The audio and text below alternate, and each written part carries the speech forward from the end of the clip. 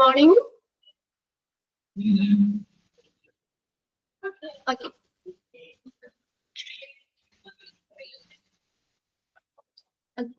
നമ്മളപ്പോ കഴിഞ്ഞ ക്ലാസ്സില് ഏതാണ് ആംബുലൻസ് സർവീസ് ആണ് പഠിച്ചുകൊണ്ടിരുന്നത് അല്ലേ? വായിച്ചു നോക്കിയായിരുന്നു നിങ്ങൾ? ഞാനിവിടെ ഷെയർ ചെയ്തിട്ടേക്കുന്ന സ്ക്രീൻ ക്ലിയർ അല്ലേ നിങ്ങൾക്ക്? ഓക്കെ അല്ലേ? അപ്പൊ നമ്മള് കഴിഞ്ഞ ക്ലാസ്സിൽ നമ്മൾ എന്താ പറഞ്ഞു നിർത്തിയത്? ആംബുലൻസിലെ Battenburg marking, the pattern of high visibility marking. അതിനകത്ത് ഫസ്റ്റ് നമ്മൾ പറഞ്ഞത് പാസീവ് വിഷ്വൽ വാർണിംഗ് ആണ്. Passive visual warning are generally part of the design of the vehicle. നമ്മൾ ആ ഒരു ആംബുലൻസ് നമ്മൾ അത് പെയിന്റ് ചെയ്യുമ്പോൾ തന്നെ ഓൾറെഡി നമ്മൾ അതിനകത്ത് പെയിന്റ് ചെയ്ത് വെച്ചേക്കുന്ന തരത്തിലുള്ള കോൺട്രാസ്റ്റ് പാറ്റേൺസ് നമ്മൾ കണ്ടിട്ടില്ല? ചെക്ക് പോലെ അത് നമ്മൾ റെഡും വൈറ്റും ഓൾട്ടർനേറ്റ് ചെയ്തുണ്ടാവാം, അല്ലെങ്കിൽ ഗ്രീനും യെല്ലോയും ഒക്കെ ഓൾട്ടർനേറ്റ് ചെയ്ത് കളറുള്ള തരത്തിലുള്ള ഒരു പാറ്റേൺ അത് ഓൾറെഡി അവിടെ പെയിന്റ് ചെയ്ത് വെച്ചേക്കുന്നതാണ്. പാസീവ് വിഷ്വൽ വാർണിംഗ് ആണ് എപ്പോഴും ആംബുലൻസിൽ അത് ഉണ്ടാവും. ഇനി ഓൾഡർ ആംബുലൻസിൽ അത് നമ്മൾ പറഞ്ഞേക്കുന്നത് അതെന്ന് പറഞ്ഞ older ambulance more probably to have their pattern painted on. പഴയ കാലത്ത് അതെന്ത് ചെയ്തേക്കാണ്? പെയിന്റ് ചെയ്ത് വെച്ചേക്കാണ് ആംബുലൻസിൽ. എന്നാൽ ഇപ്പോൾ മോഡേൺ ആംബുലൻസിലാണെങ്കിൽ അതെങ്ങനെയാണ്? Retro reflective design. അതെന്താ നമ്മൾ പറഞ്ഞേ? നമ്മൾ അതില് രാത്രിയൊക്കെ ആകുമ്പോഴും ഒക്കെ പോകുമ്പോഴും ലൈറ്റ് അതിലേക്ക് വന്ന് പതിക്കുകയാണെങ്കിൽ എന്ത് ചെയ്യുന്നു? അത് റിഫ്ലക്ട് ചെയ്യുന്ന രീതിയിലുള്ള ഒരു റിട്രോ റിഫ്ലക്റ്റീവ് ഡിസൈനുകളാണ് ഇന്നത്തെ മോഡേൺ ആംബുലൻസിൽ ഫിറ്റ് ചെയ്തേക്കുന്നത്. എന്തിനു വേണ്ടി ഇതൊക്കെ ചെയ്തേക്കുന്നത്? നമുക്ക് ആംബുലൻസ് ആണെന്ന് പെട്ടെന്ന് ഐഡന്റിഫൈ ചെയ്യുന്നതിന് വേണ്ടിയിട്ട് അല്ലെ? സാധാരണ ഇപ്പൊ വാഹനങ്ങൾ പോകുന്നതും ആംബുലൻസും നമ്മൾ അതിനൊന്ന് എന്താ പറയാ, അതിനൊന്ന് ഐഡന്റിഫൈ ചെയ്യണം അല്ലെ? നമുക്കത് ആംബുലൻസ് ആണെന്ന് മനസ്സിലാക്കുന്നതിന് വേണ്ടിയിട്ടാണ് ഇങ്ങനെയുള്ള പാസീവ് വിഷ്വൽ വാർണിംഗ് വെച്ചേക്കുന്നത്. അപ്പൊ ഫസ്റ്റത്തെ മനസ്സിലായില്ലേ? ഒന്നാമത്തെ എന്താ? നമ്മള് ഹൈ കോൺട്രാസ്റ്റ് പാറ്റേൺസിലുള്ള ബാറ്റൻബർഗ് മാർക്കിങ്ങുകളാണ് ആദ്യത്തെ അതിനകത്ത് പറയുന്നത്. ഓക്കെ, അപ്പൊ അത് പഴയ കാലത്ത് എങ്ങനെയായിരുന്നു? പെയിന്റ് ചെയ്തേക്കാണ്. എന്നാൽ മോഡേൺ ആംബുലൻസിൽ അതെങ്ങനെയാണ്? നമ്മൾ അതിലേക്ക് ലൈറ്റ് വന്ന് പതിക്കും. ഇപ്പൊ കാറിൽ നിന്നുള്ള ഹെഡ് ലൈറ്റോ അല്ലെങ്കിൽ ടോർച്ചിൽ നിന്നുള്ള ലൈറ്റ് ഒക്കെ വന്ന് പതിക്കുമ്പോൾ അത് റിഫ്ലക്ട് ചെയ്യുന്ന രീതിയിലാണ് ഇന്നത്തെ റിട്രോ റിഫ്ലക്റ്റീവ് ഡിസൈനുകളാണ് ഇന്നത്തെ ആംബുലൻസിൽ ഉപയോഗിച്ചിരിക്കുന്നത്. ഓക്കെ, ഇനി രണ്ടാമത്തെ ഒരു പറയുന്നത് പാസീവ് വിഷ്വൽ വാർണിംഗിൽ പറയുന്നതാണ്. Okay, another passive marking from is the word ambulance. Form അടുത്ത ഒരു പാസീവ് മാർക്കിംഗ് ഫോം എന്ന് പറയുന്നത് is the word ambulance. Ambulance എന്ന് പറഞ്ഞേക്കുന്ന എഴുതിയ ആ വേർഡ് ആണ്. Or local language alternative illustrated. എങ്ങനെയാണ് അത് എഴുതിയേക്കുന്ന വേർഡ്? In reverse order. റിവേഴ്സിലായിരിക്കും, on the front of the vehicle. അത് നിങ്ങൾ കണ്ടിട്ടുണ്ട് അല്ലെ? നമുക്ക് ആംബുലൻസ് പോകുമ്പോഴ് നമുക്ക് നോക്കിയാ അറിയാം, ആംബുലൻസിന് ഫ്രണ്ടിൽ എഴുതി വെച്ചിട്ടുണ്ട്. അതെങ്ങനെയാണ്? നേരെയല്ല, അത് റിവേഴ്സ് ഓർഡറിൽ തിരിച്ചാണ് അത് എഴുതിയേക്കുന്നത്. അത് എന്തിനു വേണ്ടിയാന്ന് നോക്കിയേ? This enable drivers of other vehicle to simply identify an approaching ambulance in their rear view mirror. കണ്ടോ? അപ്പൊ നമ്മുടെ ഫ്രണ്ടിൽ ഇപ്പൊ പോകുന്ന ഡ്രൈവറിന് ബാക്കിൽ ഇപ്പൊ എമർജൻസി ആണെങ്കിൽ മാത്രം അവര് ആ സൈറനിട്ട് വന്നാൽ മതി അല്ലെ? ഇപ്പൊ അല്ലാതെ ആംബുലൻസ് ബാക്കിൽ വരുന്നുണ്ടെന്ന് എന്താ അവർക്ക് കാണുന്നതിന് വേണ്ടിയിട്ടാണ് നമുക്ക് ബാക്കിൽ ആംബുലൻസ് ആണോന്ന് ആ ഏതാ നമ്മുടെ മിററിൽ കൂടെ നമ്മൾ ഫ്രണ്ടിലൊക്കെ ഡ്രൈവ് ചെയ്ത് പോകുമ്പോൾ നമ്മളിപ്പോ കാറിൽ പോവാണ്. അപ്പൊ ആ മിററിൽ കൂടെ ബാക്കിൽ ആംബുലൻസ് ഒന്ന് വായിക്കണമെങ്കിൽ എങ്ങനെ വേണം? തിരിച്ചു വേണം. അപ്പൊ ആ കണ്ണാടിയിൽ നോക്കുമ്പോൾ ഫ്രണ്ടിൽ പോണ ആ ഡ്രൈവർ അവർക്കുടെ ഗ്ലാസ്സിൽ നോക്കുമ്പോൾ ബാക്കിൽ ആംബുലൻസ് ആണെന്ന് ക്ലിയർ ആയിട്ട് വായിക്കുന്നതിന് വേണ്ടിയിട്ടാണ് അവിടെ റിവേഴ്സ് ഓർഡറിൽ ആംബുലൻസിൽ എഴുതിയിരിക്കുന്നത്. അപ്പൊ എന്താ മിററിൽ കൂടെ നോക്കുമ്പോ എന്താ ക്ലിയർ ആയിട്ട് വായിക്കാൻ പറ്റും. അതും നിങ്ങൾ കണ്ടിട്ടില്ലേ? ആംബുലൻസിലാണ് കണ്ടിട്ടില്ലേ? ഓക്കെ, അത് രണ്ടാമത്തെ ആണ് കേട്ടോ പറഞ്ഞേക്കുന്നത്. This enable drivers to other vehicle to simply identify an approaching ambulance in the rear view mirror. Ambulance may display the name of the. പിന്നെ അടുത്ത് പറഞ്ഞേക്കുന്നത് ആംബുലൻസിൽ ആ ഓണറിന്റെ അല്ലെങ്കിൽ ആ ഓപ്പറേറ്ററിന്റെ നെയിം ഉണ്ട്. നെയിം വേണം, പേര് എഴുതണം. ഇപ്പൊ ഒരു ചാരിറ്റി ആണെങ്കിൽ അല്ലെങ്കിൽ ഓരോ ആംബുലൻസിന് പേര് നിങ്ങൾ കണ്ടിട്ടില്ലേ? പേരുകൾ ഉണ്ടാവും. Ambulance may display the name of their owner or operator and the emergency telephone number. പിന്നെ നമുക്ക് കോൺടാക്ട് ചെയ്യുന്നത് നമ്മുടെ ഒരു ആംബുലൻസ് സർവീസ് നമുക്ക് വേണമെങ്കിൽ നമുക്ക് കോൺടാക്ട് ചെയ്യാൻ വേണ്ടിയിട്ടുള്ള എമർജൻസി ടെലിഫോൺ നമ്പർ അതിനകത്ത് ഉണ്ടായിരിക്കും. അത്രയും കാര്യങ്ങളാണ് ഇതിൽ വരുന്നത്, പാസീവ് വിഷ്വൽ വാർണിംഗിൽ വരുന്നത്. ഒന്നാമത്തെ ബാറ്റൻബർഗ് മാർക്കിംഗ്. അത് ഇപ്പോൾ എങ്ങനെയാ നമ്മൾ റിഫ്ലക്ട് ചെയ്യുന്ന രീതിയിലാണ് ഇപ്പോ ആ രീതിയിലാണ് ഇപ്പോഴത്തെ അറേഞ്ച് ചെയ്തേക്കുന്നത്. അങ്ങനെയുള്ള ഡിസൈൻ ആണ് ഇപ്പോ റിട്രോ റിഫ്ലക്റ്റീവ് ഡിസൈൻ. രണ്ടാമത്തെ പറഞ്ഞത് പാസീവ് വിഷ്വൽ വാർണിംഗിൽ വരുന്നതാണ്. ആംബുലൻസ് പറഞ്ഞ വേർഡ് എങ്ങനെയാണ് ആംബുലൻസിന്റെ ഫ്രണ്ടിൽ തിരിച്ചാണ് എഴുതിയിരിക്കുന്നത്. പിന്നെ അതുകൂടാതെ ആംബുലൻസിൽ ആ ഓണറിന്റെ അല്ലെങ്കിൽ ഓപ്പറേറ്ററിന്റെ പേരുണ്ടാവും, പിന്നെ ഒരു കോണ്ടാക്ട് നമ്പറും ഉണ്ടാവും. നമുക്കിപ്പോ എമർജൻസി സർവീസ് ആംബുലൻസിന് വിളിക്കണമെങ്കിൽ കോണ്ടാക്ട് ചെയ്യുന്ന രീതിയിൽ ആ നമ്പറും ഉണ്ടാവും. ഇത്രയും കാര്യങ്ങൾ നിങ്ങൾ ആംബുലൻസിൽ കണ്ടിട്ടുണ്ടോ? കണ്ടിട്ടില്ലേ? ആംബുലൻസില് ഇങ്ങനെയെല്ലാം കണ്ടിട്ടില്ലേ? പേരുണ്ടാവും, ഫോൺ നമ്പർ ഉണ്ടാവും, പിന്നെ ആംബുലൻസ് എന്ന് പറഞ്ഞ വേർഡ് തിരിച്ച് എഴുതിയേക്കണത്, പിന്നെ അതിനകത്ത് ആ ബാറ്റൻബർഗ് മാർക്കിങ്. അപ്പൊ ഇത്രയും ഈ പാസീവ് വിഷ്വൽ വാർണിംഗിൽ വരുന്നതാണ് കേട്ടോ. ഇനി അടുത്ത് നോക്കിയേ, ഇനി അടുത്തത് active visual warning. Active visual warning. Usually, the visual signs for the task are in the shape of flashing light. ഇപ്പൊ ആക്റ്റീവ് എന്ന് പറഞ്ഞ എന്താ? അപ്പൊ ഇപ്പൊ നല്ല എന്താ പറയാ എമർജൻസി ആയിട്ടൊക്കെ പോകുമ്പോഴ് ആക്റ്റീവ് ആണ്. മറ്റത് എപ്പോഴും ഉണ്ടാകുന്ന കാര്യം പാസീവ് എന്ന് പറയുന്നത്. പിന്നെ രണ്ടാമതെന്ന് പറഞ്ഞാൽ ആക്റ്റീവ് ആണ്, അതായത് നമുക്കൊരു മുന്നറിയിപ്പ് കൊടുക്കാൻ, സജീവമായ വിഷ്വൽ മുന്നറിയിപ്പുകൾ കൊടുക്കാൻ വേണ്ടിയിട്ടാണ് ഇങ്ങനെ ആക്റ്റീവ് വിഷ്വൽ വാർണിംഗ് കൊടുത്തേക്കുന്നത്. നമുക്ക് അവരെ അറിയിക്കണം. അപ്പൊ നമ്മളൊരു അപകടകരമായ രീതിയിൽ ഒരു പേഷ്യന്റിനെ ഒക്കെ കൊണ്ടുപോകുമ്പോൾ അവര് പ്രത്യേകം സെറ്റ് ചെയ്തേക്കുന്ന കാര്യങ്ങളാണ് ഈ ആക്റ്റീവ് വിഷ്വൽ വാർണിംഗിൽ പറയുന്നത്. എന്തെങ്കിലും അപകടമൊക്കെ സംഭവിച്ച് പേഷ്യൻസിനെ കൊണ്ടുപോകുമ്പോഴൊക്കെ. അതിനകത്ത് ഫസ്റ്റ് നോക്കി, usually the visual signals for the task are in the shape of flashing light. കണ്ടിട്ടില്ലേ ലൈറ്റ് ഇട്ട് പോണത്? ലൈറ്റ് തെളിയിക്കണത് അത് ഒരു എമർജൻസി കാണിക്കാൻ വേണ്ടിയാ. ഇപ്പൊ ക്രിട്ടിക്കൽ ആയിട്ടൊക്കെ പേഷ്യൻസിനെ കൊണ്ടുപോകുമ്പോൾ അവര് ലൈറ്റ് ഇട്ട് പോകും. എപ്പോഴും സാധാരണ പോകുമ്പോൾ ലൈറ്റ് ഒന്നും വേണ്ട. നമ്മൾ ആക്റ്റീവ് വിഷ്വൽ വാർണിംഗിലാണ് അത് എമർജൻസി കാണിക്കുന്നതിന് വേണ്ടിയിട്ട് അവർ ഉപയോഗിക്കുന്നതാണ് ഫ്ലാഷിംഗ് ലൈറ്റുകൾ. അതെങ്ങനെയാണോ നമുക്ക് പറഞ്ഞിരിക്കുന്നത്? Shape of flashing light. Flashing ലൈറ്റുകളുടെ രൂപത്തിൽ അത് എമർജൻസി കാണിക്കാം.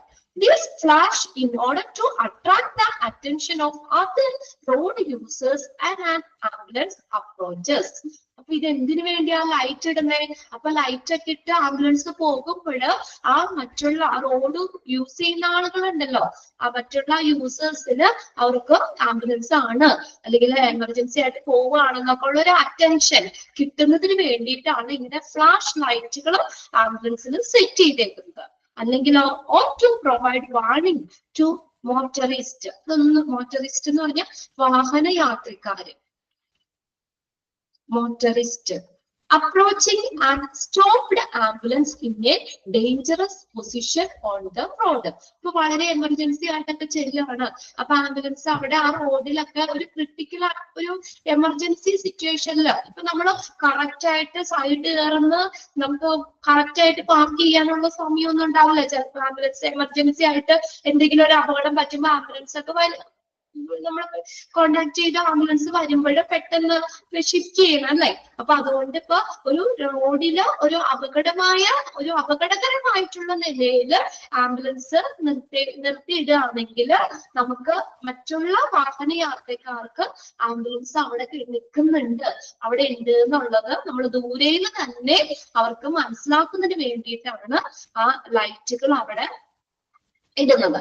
അതും നമ്മൾ എന്താ പറയാ ഫ്ലാഷിംഗ് ലൈറ്റുകളുടെ രീതിയിൽ. ഇപ്പൊ നമുക്കറിയാം റോഡിന്റെ സൈഡിൽ നമ്മൾ സാധാരണ വാഹനങ്ങളൊക്കെ പാർക്ക് ചെയ്യുമ്പോൾ ലൈറ്റ് ഇടും, പാർക്കിംഗ് ലൈറ്റ് ഇടണം എന്ന് പറയും അല്ലെ? എന്തിനാ? ഇപ്പൊ രാത്രിയൊക്കെയാണ്, അപ്പൊ ദൂരേന്ന് വാഹനങ്ങൾ വരുമ്പോൾ അവിടെ കാറ് പാർക്ക് ചെയ്തിട്ടുണ്ട് എന്ന് പെട്ടെന്ന് മനസ്സിലാക്കാൻ വേണ്ടിയല്ലേ പാർക്കിംഗ് ലൈറ്റുകൾ ഇടുന്നത്.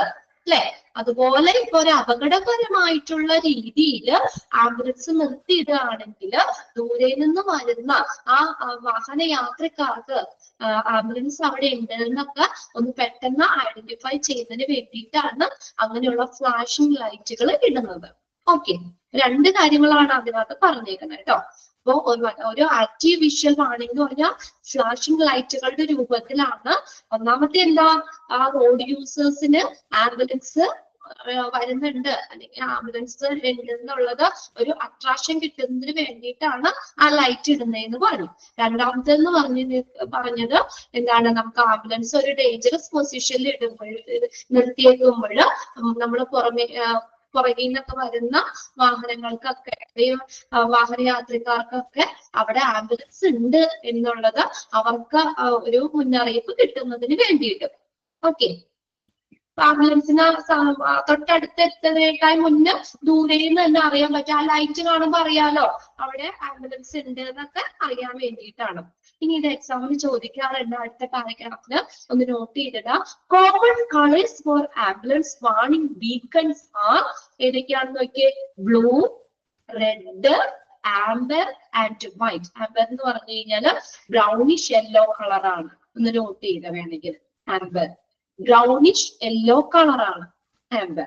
അപ്പൊ സാധാരണയായിട്ട് ആംബുലൻസിലെ വാർണിംഗ് ബീക്കൺസിൽ ഉപയോഗിക്കുന്ന കളറുകൾ ബ്ലൂ ഉണ്ടാവും, റെഡ് ഉണ്ടാവും, ആംബർ, വൈറ്റ്. 4 കളേഴ്സ് ആണ് കേട്ടോ. അത് പ്രീവിയസ് ക്വസ്റ്റ്യൻ പേപ്പറിൽ ചോദിച്ചിട്ടുണ്ട്. However, the colors may differ by the countries. രാജ്യങ്ങളുടെ അനുസരിച്ച് കളറുകൾ വ്യത്യാസപ്പെടാം. ഓക്കെ, കോമൺ ആയിട്ട് വാർണിംഗ് ബീക്കണുകളിൽ ഉപയോഗിക്കുന്ന കളർ എന്ന് പറഞ്ഞു കഴിഞ്ഞാല് blue, red, amber, white. Okay, അത് അണ്ടർലൈൻ ചെയ്തിട്ടോ കേട്ടോ. 4 അണ്ടർലൈൻ ചെയ്തിട്ടാണ്. പിന്നെ അടുത്തത് പറഞ്ഞേക്കുന്നത്, there are several technologies presently used to achieve the flashing effect. These include flashing light bulb or LED bulb. പിന്നെ അടുത്തത് പറഞ്ഞ പല പല ടെക്നോളജികളും ആംബുലൻസിൽ ഇതുപോലെ ലൈറ്റുകൾ യൂസ് ചെയ്യുന്നുണ്ട്. പ്രസന്റ്ലി നമ്മൾ ഫ്ലാഷിംഗ് എഫക്റ്റ് കിട്ടുന്ന രീതിയിൽ നമ്മൾ പലതരത്തിലുള്ള ടെക്നോളജിയും ഉപയോഗിക്കുന്നുണ്ട്. അപ്പൊ അതിനകത്ത് വരുന്നതാണ് ഒരെണ്ണം LED ബൾബുകൾ. ഇതൊക്കെ എന്തിനാ, ആംബുലൻസ് ആണെന്ന് പെട്ടെന്ന് ഐഡന്റിഫൈ ചെയ്യുന്നതിന് വേണ്ടിയിട്ടാണ്. മറ്റുള്ള വാഹനയാത്രക്കാർക്കും പിന്നെ റോഡ് യൂസേഴ്സിനൊക്കെ ആംബുലൻസ് ഐഡന്റിഫൈ ചെയ്യുന്നതിന് വേണ്ടിയിട്ടാണ് ഈ ലൈറ്റുകൾ ഇങ്ങനെ ഇട്ടേക്കുന്നത്. ഒരെണ്ണം നമ്മൾ പറഞ്ഞത് ഏതാണ്, ആ ഫ്ലാഷിംഗ് ലൈറ്റുകള്, ഫ്ലാഷിംഗ് ലൈറ്റുകളുടെ രൂപത്തില്. അപ്പൊ അത് പലതരത്തിൽ വരുന്നുണ്ട്. ഒന്നാമത്തെ LED ബൾബുകൾ അതിൽ ഉപയോഗിക്കാം. These include flashing a light bulb or LED bulb. Then flashing or rotating halogen bulbs. ഉണ്ടോ, ഫ്ലാഷിംഗ് റൊട്ടേറ്റ് ചെയ്യുന്ന രീതിയിലുള്ള ബൾബുകൾ ഉണ്ടല്ലോ, ഹാലജൻ ബൾബുകൾ. And strobe light. Strobe light എന്ന് പറഞ്ഞാൽ നോക്കിയേ, which are commonly brighter than incandescent light. സാധാരണ ജ്വലിക്കുന്ന ബൾബുകൾ ലൈറ്റുകളിലേക്കായും കുറച്ചും കൂടി ബ്രൈറ്റർ ആയിട്ടുള്ള സ്ട്രോബ് ലൈറ്റുകളും ഉപയോഗിക്കാം. ഓക്കെ, അപ്പൊ LED ബൾബുകളാവാം, ഫ്ലാഷിംഗ് അല്ലെങ്കിൽ റൊട്ടേറ്റിംഗ് ഹാലജൻ ബൾബുകൾ ഉപയോഗിക്കാം. പിന്നെ സ്ട്രോബ് ലൈറ്റുകൾ. സ്ട്രോബ് ലൈറ്റ് എന്ന് പറഞ്ഞാൽ സാധാരണയുള്ള ഇൻകാൻഡസെന്റ് ലൈറ്റ് എന്ന് പറഞ്ഞാൽ ജ്വലിക്കുന്ന എന്നുള്ള മീനിങ് കേട്ടോ ഇൻകാൻഡസെന്റ് എന്ന് പറയുന്നത്. അപ്പൊ സാധാരണ തിളങ്ങുന്ന ലൈറ്റുകളേക്കായും കുറച്ചും കൂടി ബ്രൈറ്റർ ആയിട്ടുള്ള സ്ട്രോബ് ലൈറ്റുകളും ആംബുലൻസിൽ ഉപയോഗിക്കാം. ഇനി next നോക്കിയേ, so as to increase safety, it is the best practice to have 360 degree coverage with the active warning, enhancing the chance of a vehicle being seen from all sides. പിന്നെ നിങ്ങൾ അത് ശ്രദ്ധിച്ചിട്ടുണ്ടോ? അതെന്ന് പറഞ്ഞാൽ ആ ലൈറ്റ്, ഫ്ലാഷിംഗ് ലൈറ്റുകളൊക്കെ ആണെങ്കിലും എത്ര 360 degree coverage കിട്ടുന്ന രീതിയിലുള്ള ആക്റ്റീവ് വാർണിംഗ് ലൈറ്റുകളായിരിക്കും. അതായത് ഇപ്പൊ ആ ലൈറ്റ് ഇട്ട് പോകുമ്പോൾ നമ്മളത് ഫ്രണ്ടിൽ ഇരിക്കുന്നവർക്കും ഫ്രണ്ടിൽ നിന്ന് വരുന്നവർക്ക് മാത്രമല്ല ആ ലൈറ്റ് കിട്ടുന്നത്, അല്ലെങ്കിൽ ബാക്കിൽ വരുന്നവർക്ക് മാത്രമല്ല, അല്ലെങ്കിൽ സൈഡിൽ നിന്ന് മാത്രമല്ല, എത്ര ഡിഗ്രി കവറേജ് കിട്ടും? 360 ഡിഗ്രി കവറേജ് കിട്ടും. അതായത് 4 വശങ്ങളിൽ നിന്നും നമുക്ക് ആ ലൈറ്റ് കാണാൻ പറ്റും. ഏത് വ്യൂവിൽ നിന്ന് നോക്കിയാലും, ഏത് സൈഡിൽ നിന്ന് നോക്കിയാലും കാണാവുന്ന തരത്തിലുള്ള ഒരു 360 ഡിഗ്രി കവറേജ് കിട്ടുന്ന ആക്റ്റീവ് വാർണിംഗ് ലൈറ്റുകളാണ് അവിടെ ഉപയോഗിക്കുന്നത്. അതെന്തിനാ? എല്ലാ സൈഡിൽ നിന്നും ആ ലൈറ്റ് കാണുന്നതിന് വേണ്ടി, ആംബുലൻസ് തിരിച്ചറിയുന്നതിന് വേണ്ടിയിട്ടാണ്. Enhancing the chance of the vehicle being seen from all sides. എല്ലാ വശങ്ങളിൽ നിന്നുമുള്ള ആ നമ്മൾ ആ ലൈറ്റ് ഏത് വശത്ത്, 4 വശത്തിൽ നിന്നും അല്ലെങ്കിൽ 360 ഡിഗ്രി നമുക്കറിയാലോ, ഒരു സർക്കിള് എത്രയാ? 360 ഡിഗ്രി അല്ലേ ഒരു സർക്കിള്. അപ്പൊ അതായത് എല്ലാ വശങ്ങളിൽ നിന്ന് നോക്കിയാലും നമുക്ക് കാണുന്ന രീതിയിൽ 360 ഡിഗ്രി കവറേജ് കിട്ടുന്ന രീതിയിലുള്ള ആക്റ്റീവ് വാർണിംഗ് ലൈറ്റുകളാണ് അവിടെ ഉപയോഗിച്ചിരിക്കുന്നത്. ഓക്കെ, ഇനി അപ്പൊ ഇത് ആക്റ്റീവ് വിഷ്വൽ വാർണിംഗ് ആണ്. കാണുന്ന രീതിയിലുള്ള ലൈറ്റുകളെ കുറിച്ചാണ് നമ്മളിപ്പോ പറഞ്ഞത് അല്ലെ. ലൈറ്റുകളാണ് ഇപ്പൊ പറഞ്ഞത്. ഇനി അടുത്തത് നോക്കിയ സൈറനുകളാണ്. Audible warning. ആംബുലൻസിന്റെ സൈറനുകൾ, ഓഡിബിൾ, നമുക്ക് കേൾക്കാൻ പറ്റുന്ന രീതിയിലുള്ള വാർണിംഗ് സിഗ്നലുകൾ, സൈനുകൾ. ഓക്കെ.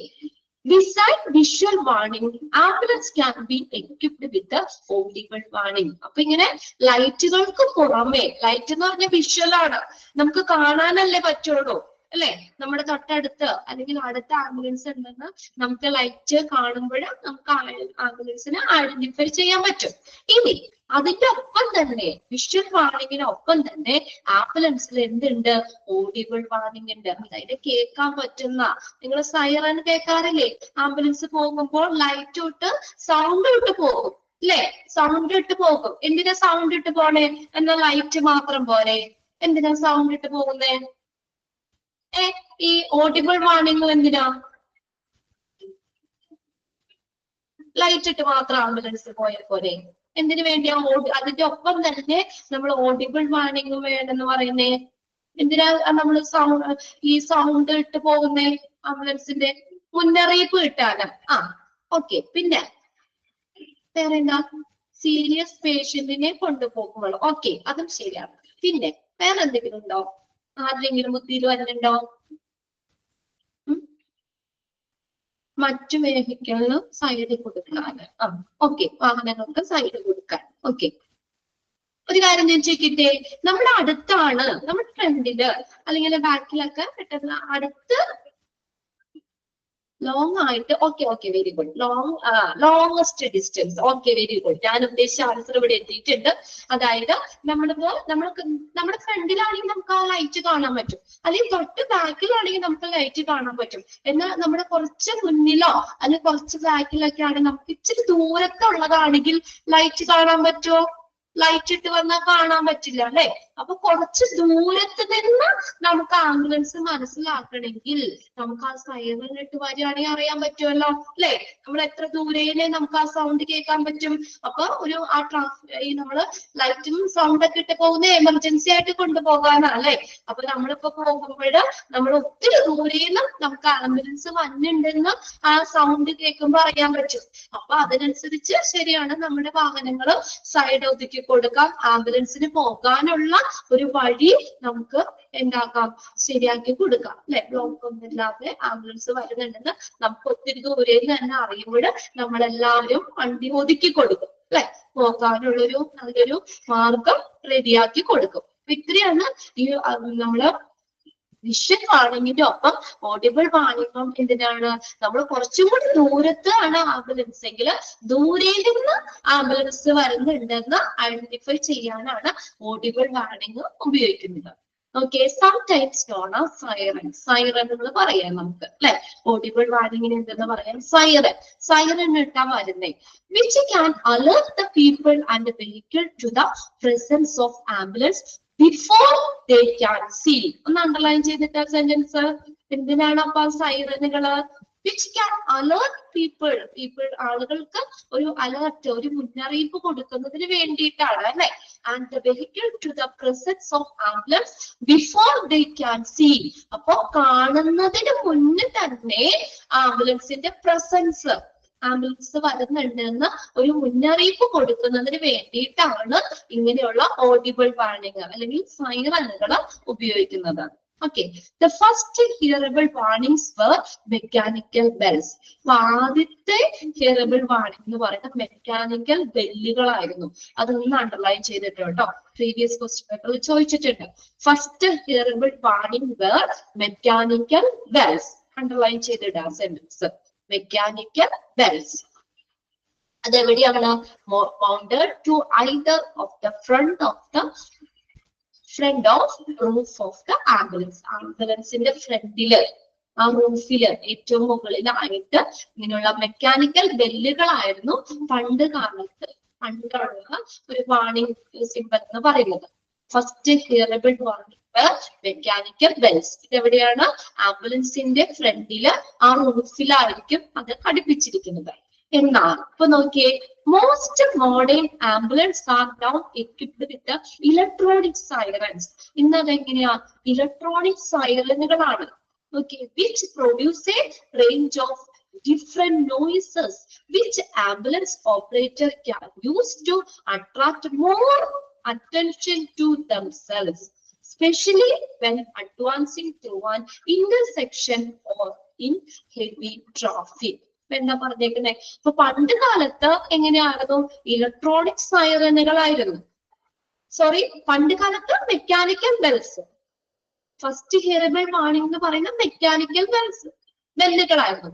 എന്നാൽ ഇപ്പോൾ മോഡേൺ ആംബുലൻസിൽ അതെങ്ങനെയാണ്? ഇലക്ട്രോണിക് സൈറനുകളാണ്.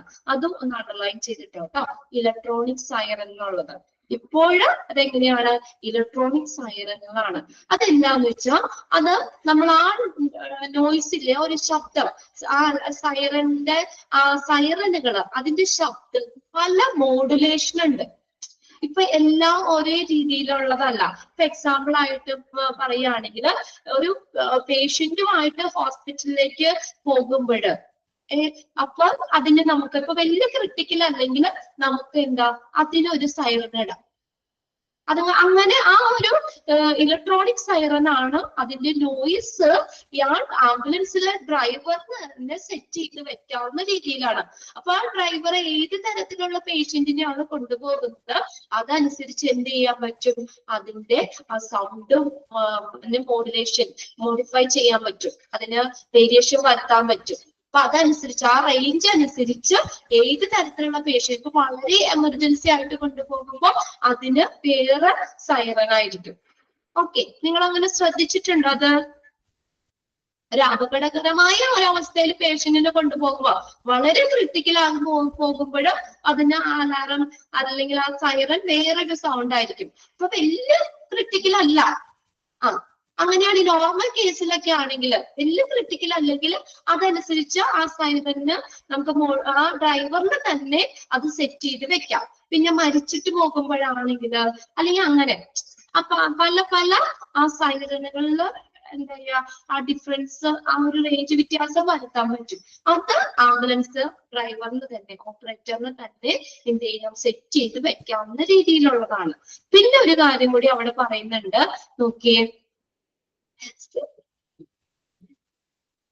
എന്താ പറഞ്ഞേക്കുന്നത്? Produce a range of different noise which ambulance operator can use to attract more attention to themselves. അപ്പൊ കുറച്ചും കൂടി ശ്രദ്ധ കിട്ടുന്ന രീതിയിലാണ് അല്ലെ. ലൈറ്റ് വിട്ട് സൈറനിട്ട് പോകുമ്പോൾ കുറച്ചും കൂടി ഒരു ശ്രദ്ധ കിട്ടുന്നതിന് വേണ്ടിയിട്ടാണ് അങ്ങനെ ചെയ്യുന്നത്. ഇനി നോക്കി, especially when advancing through an intersection or in heavy traffic. പിന്നെ ഇപ്പൊ നമ്മൾ പറഞ്ഞല്ലോ ഇലക്ട്രോണിക് സൈറൻ ആണെന്ന്. അപ്പൊ അത് ആംബുലൻസ് ഒരു റോഡ് ക്രോസ് ചെയ്യുമ്പോഴോ അല്ലെങ്കിൽ ഹെവി ട്രാഫിക്കിലൂടെയൊക്കെ പോകുമ്പോഴോ അതിനെ സെൻസ് ചെയ്തിട്ട് തന്നെ, ആ ഇലക്ട്രോണിക് അല്ലേ, അപ്പൊ അതിനെ സെൻസ് ചെയ്തിട്ട് തന്നെ ആ സൗണ്ട്, ആ സൈറന്റെ ആ മോഡുലേഷൻ വരുത്തുന്ന രീതിയിലുള്ള ഇലക്ട്രോണിക് സൈറനുകളും സെറ്റ് ചെയ്തിട്ടുണ്ട്. അതായത് ഒരു ട്രാഫിക്കിലൂടെ കടന്നു പോവുകയാണെങ്കിൽ എന്താ പെട്ടെന്ന് അതിനെ സെൻസ് ചെയ്തിട്ട് ആ ഒരു സൈറന് എന്താ ആ ഒരു നോയിസ് ചേഞ്ച് ചെയ്യും പെട്ടെന്ന്.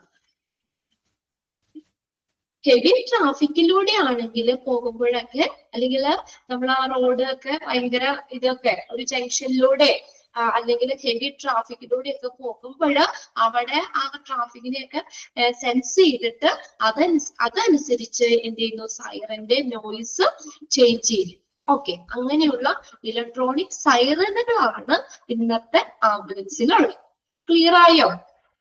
അപ്പൊ നമ്മള് മോഡേൺ ആംബുലൻസിൽ എങ്ങനെയാ നമ്മൾ പറഞ്ഞ ഇലക്ട്രോണിക് സൈറൻ ആണ്. എന്നാൽ പണ്ട് കാലത്ത് ആദ്യത്തെ ഹിയറബിൾ വാണിംഗ് എന്ന് പറയുന്നത് മെക്കാനിക്കൽ ബെൽസ് ആണ്. അത് രണ്ടും ഒന്ന് മനസ്സിലാക്കി വെക്കുക കേട്ടോ. ഓക്കെ, ഇനി അതിന്റെ ഒപ്പം തന്നെ പറഞ്ഞേക്കുന്നതാണ് a new development is the use of RDS system. RDS എന്താ? Radio data system. അണ്ടർലൈൻ ചെയ്തിട്ടോ കേട്ടോ. RDS radio data system. അടുത്തൊരു ഡെവലപ്മെന്റ് എന്ന് പറയുന്നത് RDS സിസ്റ്റം ഉപയോഗിക്കുന്നതാണ്. System of car radios. ഇതെന്തിനാ RDS എന്ന് പറഞ്ഞ കമ്മ്യൂണിക്കേഷന് വേണ്ടിയിട്ട് ഉള്ളതാണ് കേട്ടോ RDS എന്ന് പറയുന്നത്. ഈ ഹോസ്പിറ്റലിലെ സ്റ്റാഫും ഇപ്പൊ ആംബുലൻസിലുള്ള സ്റ്റാഫും തമ്മിലൊക്കെ ഒന്ന് കമ്മ്യൂണിക്കേഷൻ ചെയ്യുന്നതിന് വേണ്ടിയിട്ടുള്ളതാണ് RDS system, radio data system. പണ്ടത്തെയൊക്കെ വോക്കി ടോക്കി ഇല്ലേ, അതുപോലെയൊക്കെ ഉള്ളത് കമ്മ്യൂണിക്കേഷൻ പർപ്പസ് ആണ്. കമ്മ്യൂണിക്കേഷന് വേണ്ടിയിട്ടുള്ള RDS സിസ്റ്റം ഇന്നത്തെ ആംബുലൻസിലുണ്ട്. പിന്നെ അത് കൂടാതെ അടുത്ത് നോക്കിയേ, the ambulance is equipped with a short range FM transmitter. അതോടൊപ്പം തന്നെ FM ട്രാൻസ്മിറ്ററുകൾ ആംബുലൻസിൽ സെറ്റ് ചെയ്തിട്ടുണ്ട്. Which formulates the radio of all cars within a range. അതായത് ഇത് ഒരു റേഞ്ചിനുള്ളിലുള്ള മെസ്സേജുകൾ പാസ് ചെയ്യുന്ന രീതിയിലുള്ള ചെറിയൊരു ട്രാൻസ്മിറ്ററും ആംബുലൻസിൽ ഉണ്ടാവും. ഓക്കെ, ഒരു പ്രത്യേക റേഞ്ചിനുള്ളിലുള്ള മെസ്സേജുകളും പാസ് ചെയ്യുന്ന രീതിയിലുള്ള ചെറിയൊരു ട്രാൻസ്മിറ്ററും ആംബുലൻസിൽ സജ്ജീകരിച്ചിട്ടുണ്ടാവും. ഓക്കെ, ഇത് മെസ്സേജ് പാസ് ചെയ്യുന്നതിന് വേണ്ടി തന്നെ ഉള്ളതാണ് കേട്ടോ FM ട്രാൻസ്മിറ്റർ. ഓക്കെ, അപ്പൊ അത്രയും കാര്യങ്ങളാണ് അതില് ഓഡിബിൾ വാണിംഗ് എന്ന് പറയുന്നത്. ഓക്കെ, ക്ലിയർ ആയോ അത്? അപ്പൊ ഇങ്ങനെ വിഷ്വൽ ആയിട്ടുള്ള വാണിങ്ങിന് പുറമെ എന്താ ഓഡിബിൾ വാണിങ്ങുകളും ഉണ്ട്. ക്ലിയർ ആയോ എല്ലാവർക്കും? 5 പോയിന്റ് ഉണ്ട് അതിനകത്ത് ഓഡിബിൾ വാണിംഗ് എന്നുള്ളത്. ഓക്കെ അല്ലേ? ഇതൊക്കെ നിങ്ങൾ കണ്ടിട്ടുള്ള കാര്യങ്ങളൊക്കെ തന്നെയാണ്, ഒന്നുകൂടി മനസ്സിലാക്കി വെക്കാന്ന് മാത്രം. ഓക്കെ, ഇനി അടുത്തത് കോസ്റ്റ് ആണ്. കോസ്റ്റ് ഓക്കെ, നമുക്ക് കോസ്റ്റ് അനുസരിച്ച് തന്നെ ആംബുലൻസ് പല രീതിയിലുണ്ട്. പല രീതിയിൽ നമുക്ക് ക്ലാസിഫൈ ചെയ്യാം. Based on the cost ambulance can be divided to 4. Government funded service ഉണ്ട്, പ്രൈവറ്റ്ലി ഫണ്ടഡ് സർവീസ് ഉണ്ട്, ചാരിറ്റി ഫണ്ടഡ് സർവീസ് ഉണ്ട്, ഹോസ്പിറ്റൽ ഫണ്ടഡ് സർവീസ് ഉണ്ട്. Okay, the ambulance ride cost can be paid from several sources. നമുക്ക് ഈ ആംബുലൻസിന്റെ ആ ride cost, നമുക്ക് ambulance നമുക്ക് service തരുമ്പോൾ നമ്മൾ പേ ചെയ്യേണ്ട കോസ്റ്റ് അത് പല സോഴ്സിൽ നിന്നാണ്. ഇപ്പൊ എല്ലാം ഒരു രീതിയിലുള്ള സർവീസ് മാത്രം അല്ലെങ്കിൽ ഒരു ഇതിൽ നിന്ന് മാത്രമുള്ള ആംബുലൻസ് അല്ല. പല പല രീതിയിലുള്ള ഗവൺമെന്റിന്റെ കീഴിൽ വരുന്ന തരത്തിലുണ്ട്, പ്രൈവറ്റ് പാർട്ടികൾ നടത്തുന്ന ആംബുലൻസ് ഉണ്ട്, ചാരിറ്റി പ്രൊവൈഡ് ചെയ്യുന്ന ആംബുലൻസ് ഉണ്ട്, ഹോസ്പിറ്റൽ തരുന്ന ആംബുലൻസ് ഉണ്ട്. അപ്പൊ കോസ്റ്റ് അനുസരിച്ച് നമുക്ക് ആംബുലൻസിന്റെ പല രീതിയിൽ ക്ലാസിഫൈ ചെയ്യാം. അല്ലെങ്കിൽ നമുക്ക് ഒരു ആംബുലൻസിന്റെ ആ ഒരു നമ്മൾ പേ ചെയ്യുന്നത് പല സോഴ്സിൽ നിന്നാണ്. പല സോഴ്സ് ഏത് സർവീസ് ആണോ നമുക്ക് കിട്ടുന്നത് അതനുസരിച്ച് എന്തുണ്ട്, ആംബുലൻസിന്റെ കോസ്റ്റ് വ്യത്യാസപ്പെടാം. And this will relay the local situation. നമ്മുടെ ഇത് എന്തിനെ ഡിപ്പെൻഡ് ചെയ്യുന്നു? Cost. This will relay depending upon the local situation or kind of services being provided. ഏത് തരത്തിലുള്ള സേവനമാണ് നമുക്ക് പ്രൊവൈഡ് ചെയ്യുന്നത്, ആരാണ് നമുക്ക് തരുന്നത്, ആർക്കാണ് കൊടുക്കുന്നത്, നമ്മുടെ ആ ലോക്കൽ സിറ്റുവേഷൻ എങ്ങനെയാണ്, ഇതിനനുസരിച്ചൊക്കെ കോസ്റ്റ് വ്യത്യാസപ്പെടാം. ഓക്കെ, നമുക്ക് അവിടെ നിന്ന് ആ ആംബുലൻസ് തരുന്ന ആ സർവീസ്, പ്രൊവൈഡ് ചെയ്യുന്ന സർവീസ്, നമുക്ക് അതിന്റെ കോസ്റ്റ് എന്ന് പറഞ്ഞാൽ പല രീതിയിലാവാം. നമുക്ക് അവർ തരുന്ന ആ സർവീസ് വഴി അല്ലെങ്കിൽ ആ ലോക്കൽ സിറ്റുവേഷൻ അനുസരിച്ച് ആരിൽ നിന്ന് കിട്ടുന്ന ആംബുലൻസ് ആണ്, ഇപ്പൊ ചാരിറ്റി തരുന്നതാണോ അല്ലെങ്കിൽ ഹോസ്പിറ്റലിൽ നിന്ന് നമുക്ക് അലോ ചെയ്തേക്കുന്ന ആംബുലൻസ് ആണോ, അതിനനുസരിച്ച് കോസ്റ്റ് വ്യത്യാസപ്പെടാം. റൈഡിങ് കോസ്റ്റ് എന്ന് പറഞ്ഞപ്പോ ഒരു പേഷ്യന്റ് ഹോസ്പിറ്റലിൽ കിടന്ന് മരിച്ചോ അല്ലെങ്കിൽ മരിച്ചാതെ ആ ഒരു ബോഡി നമ്മൾ വീട്ടിലേക്ക് എത്തിക്കുന്നതിന് അപ്പൊ ചിലപ്പോ കിലോമീറ്റർ അനുസരിച്ചിട്ടൊക്കെ ആയിരിക്കും ചാർജ് പറയുന്നത്. ഇപ്പൊ നമ്മൾ എത്ര ദൂരം, അത് ഇപ്പൊ നമ്മൾ അങ്ങനെയല്ലേ, ഒരു ഓട്ടോറിക്ഷ വിളിച്ചു എങ്ങനെയാ കിലോമീറ്റർ അനുസരിച്ചാണ് അവര് അതിന്റെ കോസ്റ്റ് പറയുന്നത്. അപ്പൊ നമുക്ക് കുറെ ദൂരം ഉണ്ടെങ്കിൽ കോസ്റ്റ്, കുറച്ച് ദൂരം ഉണ്ടെങ്കിൽ കുറച്ച് കോസ്റ്റ് ആയിരിക്കും. അപ്പൊ അതിനനുസരിച്ചൊക്കെ വ്യത്യാസപ്പെടാം. ചിലപ്പോൾ കിലോമീറ്റർ അനുസരിച്ചൊക്കെ ആയിരിക്കും കോസ്റ്റ് പറയുന്നത്. ഓക്കെ, അപ്പൊ അതിനകത്ത് ഏതൊക്കെ രീതിയിലാന്ന് നോക്കാം നമുക്ക്. ഫസ്റ്റ് ആണ് ഗവൺമെന്റ് ഫണ്ടഡ് സർവീസ്. പേര് കേൾക്കുമ്പോൾ തന്നെ അറിയാലോ, അപ്പൊ അത് ആര് പ്രൊവൈഡ് ചെയ്യുന്ന, ഗവൺമെന്റ് അല്ലെ. Okay, the full or the majority part of the cost of transport by ambulance is borne by the local, regional or national government through their ordinary taxation. അവരുടെ ടാക്സേഷൻ ഉൾപ്പെടെ, അതായത് ഒരു മുനിസിപ്പാലിറ്റിയോ കോർപ്പറേഷനോ പഞ്ചായത്തോ അവരുടെ കീഴിൽ വരുന്ന ഒരു ആംബുലൻസ് ആണത്. ഇപ്പൊ നമ്മള് ഇപ്പൊ എക്സാമ്പിൾ ആയിട്ട് പറയുകയാണെങ്കിൽ, നമ്മളിപ്പോ ഒരു പഞ്ചായത്തിൽ താമസിക്കുന്ന ഒരാളാണെന്ന് വിചാരിക്കാം. ഇപ്പൊ നമ്മുടെ നെയ്ബറിന് ആരെങ്കിലും വീട്ടിലുള്ള ആരെങ്കിലും മരിച്ചു കഴിഞ്ഞാൽ നമ്മൾ ആരെ അറിയിക്കും, നമ്മളെ വാർഡ് മെമ്പറിനെ അറിയിക്കും അല്ലെ.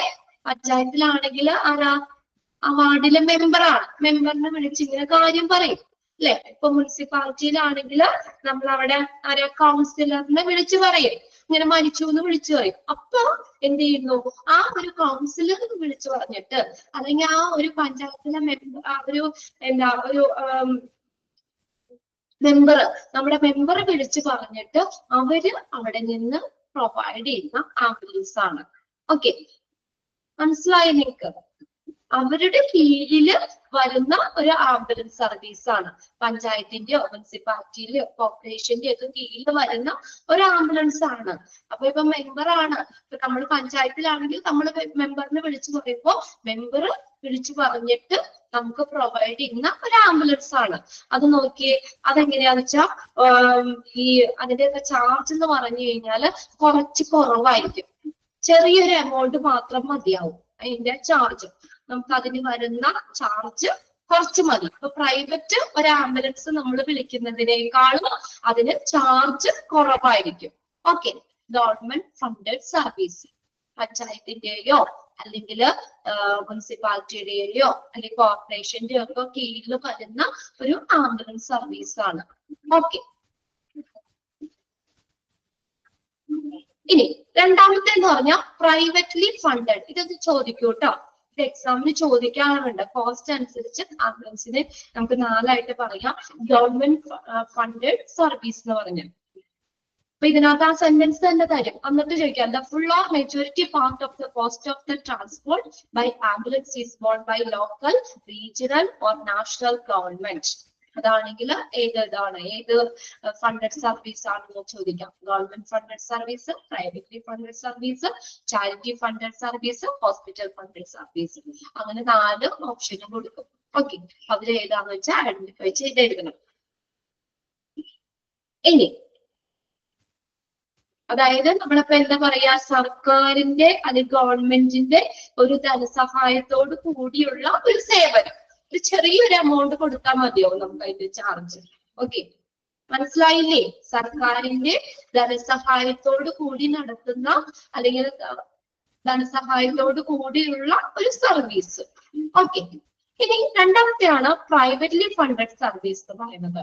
The cost of the ambulance transport should be by themselves.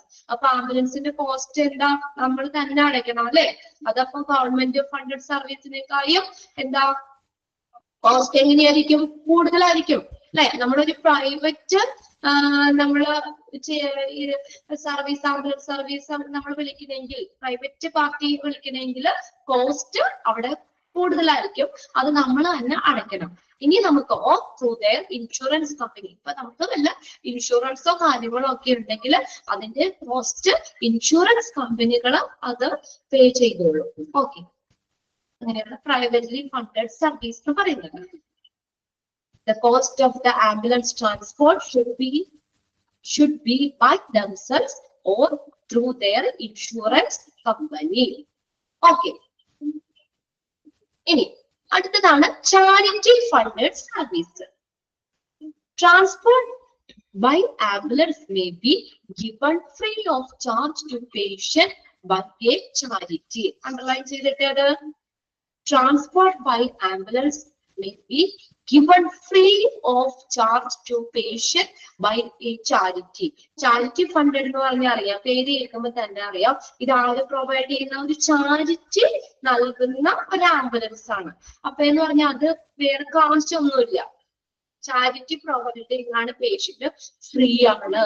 given free of charge to patient.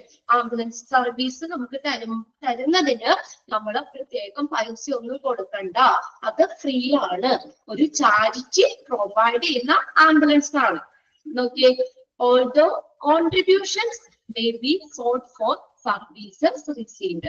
അവര് പൈസ ആയിട്ട് നമുക്ക് കൊടുക്കണ്ട, പക്ഷെ നമ്മൾ എന്തെങ്കിലും കോൺട്രിബ്യൂഷൻസ് കൊടുക്കുകയാണെങ്കിൽ, എന്തെങ്കിലും സംഭാവനകൾ കൊടുക്കുകയാണെങ്കിൽ സ്വീകരിക്കും.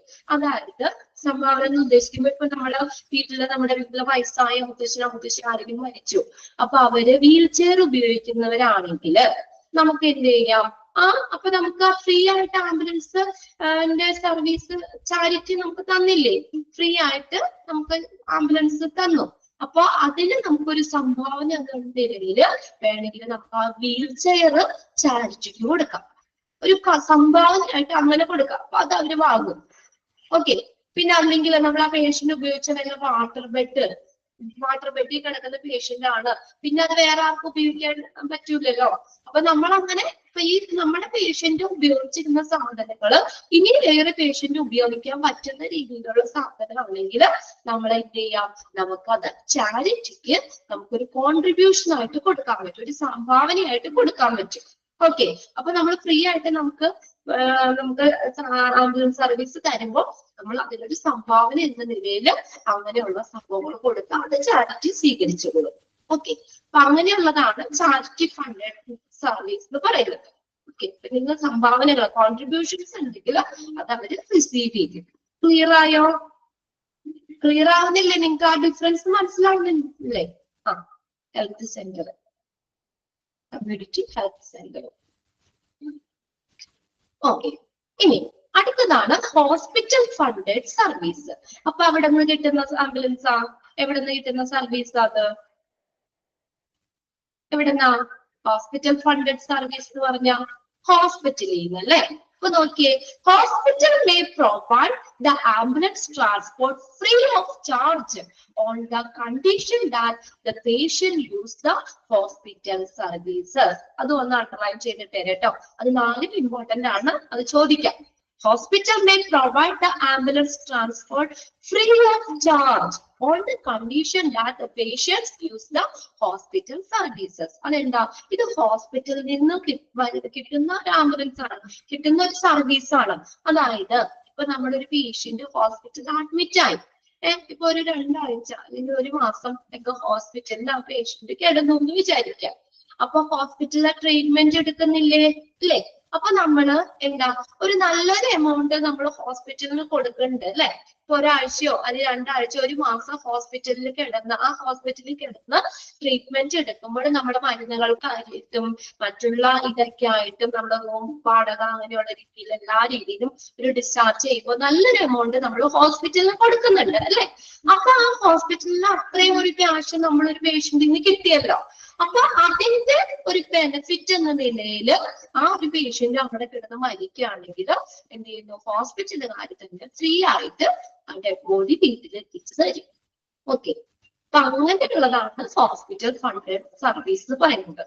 ഓക്കെ, അവിടെ പറഞ്ഞേക്കുന്നുണ്ട് on the condition that the patient use the hospital services. Patient അത്രയും ദിവസം ഹോസ്പിറ്റലിൽ കിടന്ന് അവിടുത്തെ സർവീസ് എടുത്തു അല്ലെ?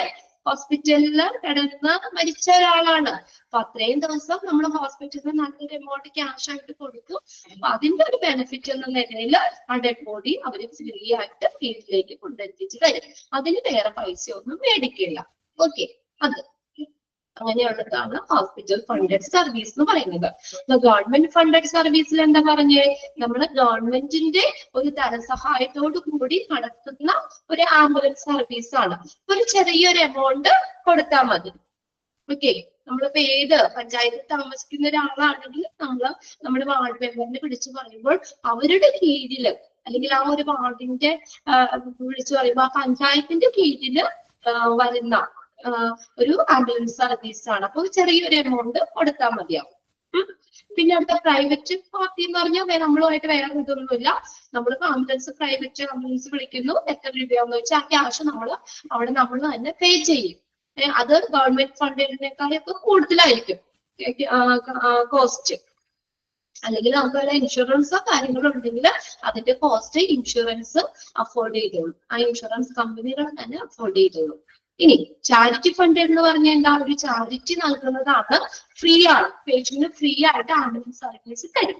പക്ഷേ അതിന്റെ ഒരു പ്രത്യുപകാരം എന്ന നിലയിൽ നമുക്ക് എന്തെങ്കിലും കോൺട്രിബ്യൂഷൻസ് ചാരിറ്റിക്ക് കൊടുക്കാൻ പറ്റും.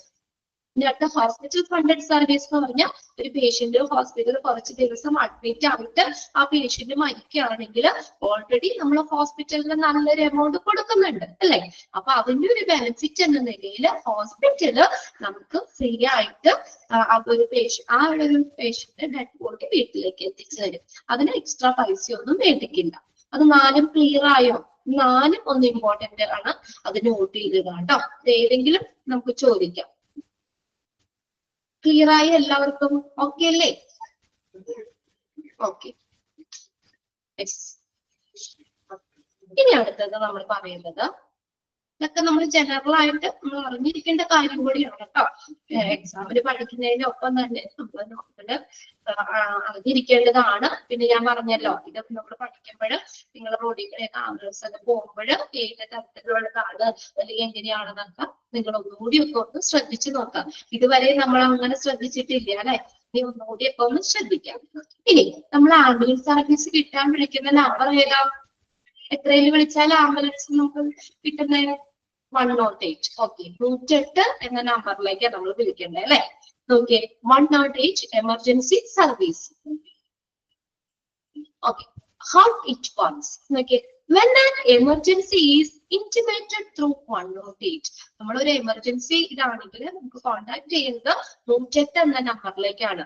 The caller collects the need basic information and sends appropriate services. നമുക്ക് ഇപ്പൊ നമ്മുടെ അവിടുത്തെ എന്തെങ്കിലും ഒരാൾക്ക് വേണ്ടിയിട്ട് ഞാനിപ്പോ ഒരു ആംബുലൻസ് വിളിക്കുകയാണെങ്കിൽ കോളർ ഞാനാണ് അല്ലെ, ഞാനല്ലേ ആംബുലൻസ് വിളിക്കേണ്ടത്. അപ്പോ ഞാൻ അടിസ്ഥാനമായിട്ട് നമുക്ക് ബേസിക് ആയിട്ട് കുറച്ച് ഇൻഫർമേഷൻ അവരോട് പാസ് ചെയ്യും. ആ ആംബുലൻസില് ഡ്രൈവറിനോട് ആംബുലൻസിൽ വിളിക്കുമ്പോൾ അവരോട് പാസ് ചെയ്യേണ്ട കുറച്ച് ഇൻഫർമേഷൻ ആണ്. പ്രൈമറി ഇൻഫർമേഷൻ പ്രൈമറി അടിസ്ഥാനമായിട്ട് നമ്മൾ അവരോട് പാസ് ചെയ്യുന്ന കുറച്ച് വിവരങ്ങളാണ് ഈ പറഞ്ഞേക്കുന്നത്. ചോദിക്കാം, അത് 4 പോയിന്റും ഒന്ന് നോട്ട് ചെയ്തിട്ട് കേട്ടോ. അത് പല സ്ഥലങ്ങളിലും അതിവിടെ പറയുന്നുണ്ട്.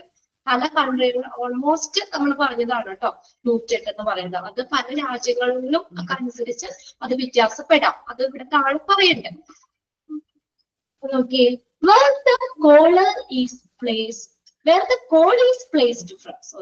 Okay, where the call is placed from. അപ്പൊ ഞാനാണ് ആംബുലൻസ് എന്നെ വിളിക്കണമെങ്കിൽ അപ്പൊ എന്ത് വേണം, ഞാൻ എവിടെന്നാ വിളിക്കണേന്നുള്ളത് കൃത്യമായിട്ട് പറയണം അല്ലെ. ഇന്ന സ്ഥലത്തുനിന്നാണ്. അത് നോക്കിയേ, district, taluk or city, town or exact location or landmark. അപ്പൊ നമുക്ക് കറക്റ്റ് ആയിട്ട് ആ സ്പോട്ടില് ആംബുലൻസ് വന്ന് നിൽക്കുന്ന രീതിയിൽ നമ്മള് നമ്മുടെ എക്സാക്ട് ലൊക്കേഷൻ നമ്മൾ പറഞ്ഞു കൊടുക്കണം.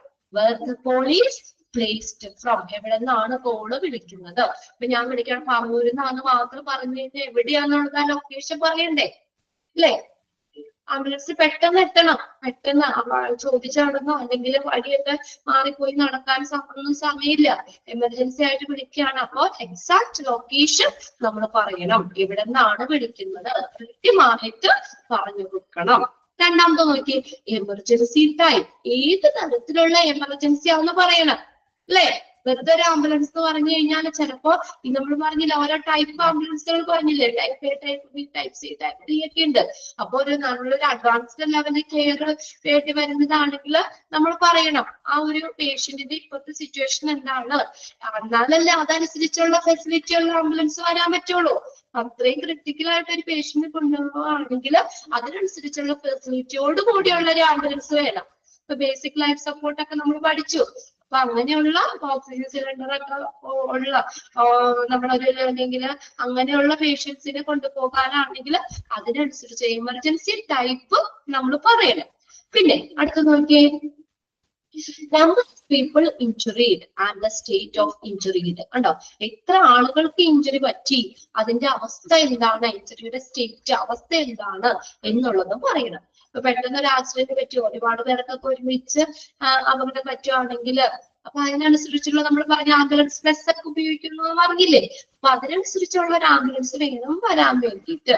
ഉണ്ടോ, അപ്പൊ എത്ര ആളുകൾക്ക് അപകടം പറ്റി അതിന്റെ അവസ്ഥ എന്താണെന്നുള്ളത് പറയണം. ദെൻ ലാസ്റ്റ് നോക്കിയിട്ട് caller name and contact number for location guidance is needed. പിന്നെ അടുത്ത് കോളറിന്റെ പേര്, ആരാ വിളിച്ചേക്കുള്ള കോളറിന്റെ പേര്, നമ്മൾ കോണ്ടാക്ട് ചെയ്യാനുള്ള നമ്പർ. ഇപ്പൊ എന്തെങ്കിലും ആവശ്യത്തിന് തിരിച്ച് ആ ഡ്രൈവറിനെ ഒന്ന് നമ്മൾ കോൾ ചെയ്ത ആളെ ഒന്ന് തിരിച്ച് കോണ്ടാക്ട് ചെയ്യണമെങ്കിൽ ഇപ്പൊ അതിന്റെ ആവശ്യമില്ല, മൊബൈലിൽ നിന്ന് വിളിക്കുമ്പോൾ ഓൾറെഡി നമ്മുടെ നമ്പർ അവിടെ സേവ് ആണല്ലേ. തിരിച്ച് ലാൻഡ് ഫോണിൽ നിന്നൊക്കെയാണ് വിളിക്കുന്നത് അല്ലെങ്കിൽ അങ്ങനെ നമ്മൾ ആ ഒരു ഇതിന് അർത്ഥത്തിലാണ് പറഞ്ഞേക്കുന്നത്. അതായത് ഇത്രയേ ഉള്ളൂ, നമ്മളെ തിരിച്ച് ആ ഡ്രൈവറിന് എന്തെങ്കിലും ഒന്ന് നമ്മളെ കോണ്ടാക്ട് ചെയ്യണമെങ്കിൽ ആ കോളർ വിളിച്ച ആളുടെ പേരും കോണ്ടാക്ട് നമ്പറും അവിടെ പറയണം. ഇത്രയും ഇൻഫർമേഷൻസ് പാസ് ചെയ്യണം. പ്രൈമറി ഇൻഫർമേഷൻ വാട്ട് ഇൻക്ലൂഡ്സ്, എന്താണ്, എവിടെ നിന്നാണ് കോഡ് വിളിക്കണമെന്ന് പറയണം, ഏത് എമർജൻസി ടൈപ്പ് പറയണം, എത്ര ആളുകൾക്ക് അപകടം പറ്റി, ആ ഒരു ഇഞ്ചുറിയുടെ ഇപ്പോഴത്തെ അവസ്ഥ എന്താണെന്ന് പറയണം, കോളറിന്റെ പേര്, കോണ്ടാക്ട് നമ്പർ. ഓക്കെ, ക്ലിയർ അല്ലേ? 4 പോയിന്റ്സും ഒന്ന് നോട്ട് ചെയ്തിടണം കേട്ടോ. ഇതൊന്ന് ടിക്കറ്റ് വെച്ചോ, അത് ചോദിച്ചിട്ടുണ്ട് പ്രീവിയസ് ക്വസ്റ്റ്യൻ പേപ്പർ. ഇനി അടുത്ത നോക്കി, emergency help sent through this process is expected to reach the site of the emergency in an average of 18 minutes. എത്ര മിനിറ്റ്? 18 മിനിറ്റ്. അതായത് 18 മിനിറ്റിനുള്ളിൽ ഈ സൈറ്റിൽ എത്തുന്ന രീതിയിലുള്ള ഹെൽപ്പ് ആയിരിക്കണം നമ്മൾ എടുക്കേണ്ടത്. അതായത് ഒരുപാട് ദൂരമൊക്കെ നമുക്ക് വന്നിട്ട് പേഷ്യന്റിനെ കൊണ്ടുപോകാൻ ബുദ്ധിമുട്ടല്ലേ. അപ്പൊ ഏറ്റവും നിയറസ്റ്റ് ആയിട്ട് ഏറ്റവും അടുത്ത് നിന്ന് നമുക്ക് ആ സർവീസ് കിട്ടുന്ന രീതിയിലുള്ള ഇതായിരിക്കണം. 18 മിനിറ്റിനുള്ളിൽ ഈ ഒരു സൈറ്റിൽ എത്തുന്ന രീതിയിലുള്ള ഒരു ഹെൽപ്പ് ആയിരിക്കണം നമ്മൾ എടുക്കേണ്ടത്. Pre-hospital care will be given to patients who are transported to the nearest hospital. ചിലപ്പോൾ ചില പേഷ്യൻസിനൊക്കെ പ്രീ ഹോസ്പിറ്റൽ സർവീസ് കൊടുക്കേണ്ടി വരാം. അതായത് ഹോസ്പിറ്റലിലേക്ക് എത്തുന്നതിന് മുന്നേ നമുക്ക് ചില ഫെസിലിറ്റികളും നമ്മൾ കൊടുക്കേണ്ടി വരാം, കെയർ കൊടുക്കേണ്ടി വരാം. അങ്ങനെ അപ്പൊ നമ്മുടെ തൊട്ടടുത്തുള്ള ഹോസ്പിറ്റലിലേക്ക് എത്തിക്കുന്നത് വരെ നമുക്ക് ചില കെയർ കൊടുക്കേണ്ടി വരാം ചില പേഷ്യൻസിന്. ഓക്കെ, അപ്പൊ അങ്ങനെയുള്ള ഫെസിലിറ്റി ഉള്ള ഒരു ആംബുലൻസ് വേണം. The service generally free to patient. അപ്പൊ അങ്ങനെയുള്ള സേവനങ്ങൾ അത് പേഷ്യന്റിന് ഫ്രീ ആയിട്ട് തന്നെ കൊടുക്കും. ഓക്കെ, ചിലപ്പോൾ ചില പേഷ്യൻസിന് ഒരു പ്രീ ഹോസ്പിറ്റൽ സർവീസ് കൊടുക്കേണ്ടി വരാം. ഇപ്പൊ ഒരിടത്തുനിന്ന് മറ്റൊരു ഹോസ്പിറ്റലിലേക്കൊക്കെ എത്തിക്കണമല്ലോ. അങ്ങനെ ഒരു ഹോസ്പിറ്റലിൽ നിന്ന് മറ്റൊരു ഹോസ്പിറ്റലിലേക്ക് ഷിഫ്റ്റ് ചെയ്യുമ്പോഴും ഒക്കെ അടുത്ത ഹോസ്പിറ്റലിൽ എത്തുന്നത് വരെ കൊടുക്കാനുള്ള ഒരു ഫെസിലിറ്റി ഓൾറെഡി ആംബുലൻസിന് വേണം.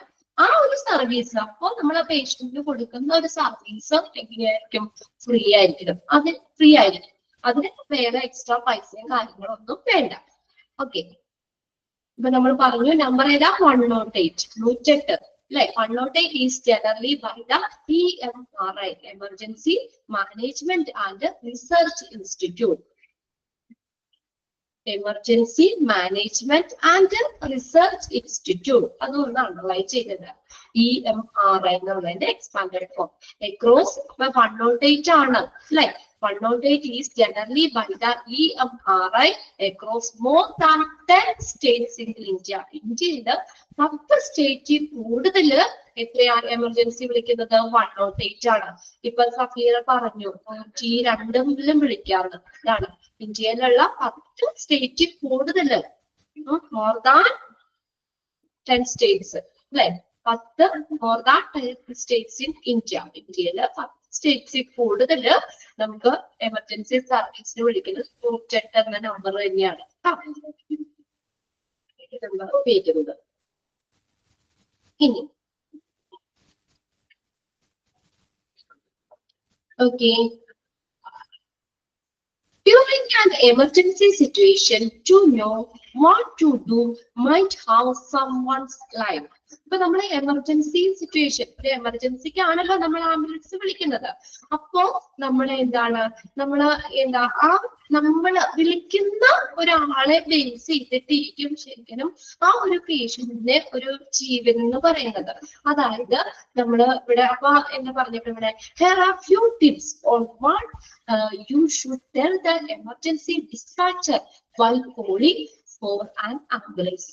അപ്പൊ എമർജൻസി ഡിസ്പാച്ചർ എന്ന് പറഞ്ഞാൽ എമർജൻസി അറിയിക്കുന്ന ആള്, എമർജൻസി വിളിച്ചറിയിക്കുന്ന ആളില്ലേ, അദ്ദേഹം ചില കാര്യങ്ങള് എന്ത് ചെയ്യണം, പാസ് ചെയ്യണം.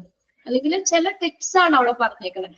Few tips, here are few tips on what you should tell. നമ്മൾ എന്തൊക്കെ കാര്യങ്ങൾ പറയണം.